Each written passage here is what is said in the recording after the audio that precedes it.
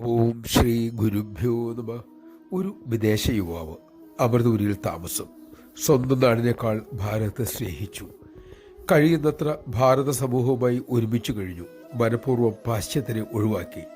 ആഹാരം പൂർണ്ണമായും ഭാരതീയ രീതിയിലാക്കി. സന്യസിക്കാൻ തീവ്രമായ ആഗ്രഹവും വളർന്നു. പക്ഷെ അമ്മ അദ്ദേഹത്തെ നിയോഗിച്ചത് പാശ്ചാത്യരുടെ ക്യാൻറ്റീനിലാണ്. ഇടപഴകാനുള്ള അവസരം ഒരുക്കിയത് പാശ്ചാത്യരുമായി. മുറുമുറുപ്പില്ലാതെ അദ്ദേഹം സേവ തുടർന്നു. ഒരിക്കൽ അറിവിൻ്റെ തെളിവായി അദ്ദേഹത്തിൻ്റെ ഉള്ളിൽ അമ്മ തെളിഞ്ഞു. അമ്മ ഇങ്ങനെ അരുളി: അമ്മയ്ക്ക് വിദേശിയും സ്വദേശിയുമില്ല മക്കളെ, എല്ലാം അമ്മയുടെ മക്കൾ. ജീവിതത്തിനൊടുവിൽ എന്ത് നേടി എന്നതല്ല, എങ്ങനെ ജീവിച്ചു എന്നതിലാണ് കാര്യം. നമഃശിവായ.